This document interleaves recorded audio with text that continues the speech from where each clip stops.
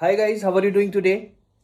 Guys, आज हम लोग बात करने जा रहे हैं पब्लिक स्पीकिंग पे। देखिए, पब्लिक स्पीकिंग एक ऐसा मैटर है जो अच्छे से अच्छे स्पीकर भी होते हैं ना, जो अच्छे से अच्छा कम्युनिकेट कर पाते हैं, वो भी जहां भी उनको उनके माइंड में ये आता है ना कि किसी पब्लिक को एड्रेस करना है, किसी ग्रुप को एड्रेस करना है, तो अच्छे से अच्छे लोगों का कॉन्फिडेंस लूज होते हुए मैंने देखा है।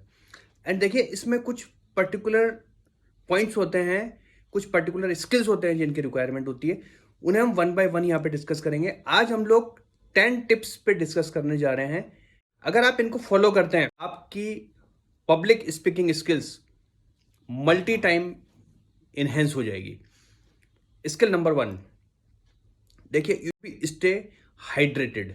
हाइड्रेटेड का मतलब क्या है कि आपको जब भी आप बोल रहे हैं या लंबी स्पीच देने जा रहे हैं, पब्लिक को एड्रेस करने जा रहे हैं, तो आपका गला नहीं सूखना चाहिए, आपके होंठ नहीं सूखने चाहिए, आपका मुंह नहीं सूखना चाहिए। तो आपको पहले ही अपने आप को हाइड्रेट करके रखना चाहिए। आप मतलब रेगुलरली आप पानी पीते रहे रेगुलर इंटरवल के बाद। And please avoid taking water during the speech. जब आप स्पीच दे रहे हो उस टाइम पे आप कभी भी पानी पीने से बचें, जब तक कि आप उस लेवल के स्पीकर नहीं हो कि बहुत बहुत वेटरन हो गए, आप अपने फील्ड के बहुत ही एक्सपर्ट हो गए। उस केस में तो आप कुछ भी कर सकते हैं, कैसे भी एड्रेस कर सकते हैं, लोग आपको सुनेंगे ही सुनेंगे। लेकिन आप मीडियम लेवल टाइप के जो स्पीकर्स होते हैं, बिकॉज देखिए, बीच बीच में अगर आप पानी पी रहे हैं तो ये एक साइन है कि आप कहीं ना कहीं अपना कॉन्फिडेंस लूज कर रहे हैं। टिप्स नंबर 2, आपको अपनी ऑडियंस को इंटरेक्टिव रखना है। मतलब आप ऐसा नहीं कि वन वे वन साइडेड आप बोले जा रहे हैं और वो आपको सुन लेंगे, नहीं, ऐसा नहीं होगा। उस केस में क्या होगा कि पर्टिकुलरली पहले कुछ मिनट के बाद लोग बाग आपको अवॉइड करना शुरू कर देंगे और उनका इंटरेस्ट आपसे लूज होता चला जाएगा। तो आप शुरुआत कीजिए कुछ क्वेश्चन से, कुछ इंटरेक्टिव सेशन से, जिससे कि लोगों को इंटरेक्शन में आप लगा सकें और लोगों को क्वेश्चन आंसर सेशन में लगा सके, जिनसे उनका इंटरेस्ट डेवलप हो सके। नंबर 3, देखिए, अभी लेटेस्ट साइकोलॉजिकल रिसर्च के अकॉर्डिंग आपकी जो स्पीड ऑफ स्पीकिंग होती है वो 190 वर्ड्स पर मिनट की परफेक्ट मानी गई है। अगर आप इससे कम स्पीड से अपनी पब्लिक स्पीकिंग करते हैं तो लोगों का इंटरेस्ट आप में से कम होने लगता है। और अगर आपकी स्पीड 190 वर्ड्स पर मिनट से बहुत ज्यादा होती है तो उस केस में ये साइन है कि आपका कॉन्फिडेंस लूज हो रहा है और ये आपकी नर्वसनेस को दिखाता है एक्चुअली। टिप्स नंबर 4, को अपने हैंड्स और अपने फुटवर्क को बहुत ही आर्टिकुलेटेड वे में दिखाना चाहिए। एंड मूवमेंट रेगुलर आपका होना चाहिए, as per the sentences, as per situation, as per the paragraph और as per incidences. Number 5, you should be a good story teller. आपको छोटी छोटी स्टोरीज बतानी पड़ेंगी लोगों को इंगेज करने के लिए, और स्टोरीज इतनी इंटरेस्टिंग होनी चाहिए कि लोग उसमें इंगेज हो सके। उसमें कुछ ना कुछ आप क्वेश्चन आंसर फॉर्म भी रख सकते हैं।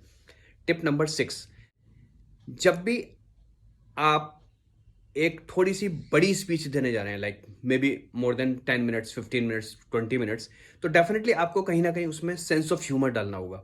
सेंस ऑफ ह्यूमर में क्या होता है कि कहीं भी कोई आपने कोई ऐसा जोक हो, कोई पर्टिकुलर जोक क्रैक कर दिया आप, लेकिन आपको ये चीज़ ध्यान रखनी होगी कि कभी भी आप ऑडियंस में से किसी की डायरेक्टली या इनडायरेक्टली कहीं इंसल्ट नहीं होनी चाहिए।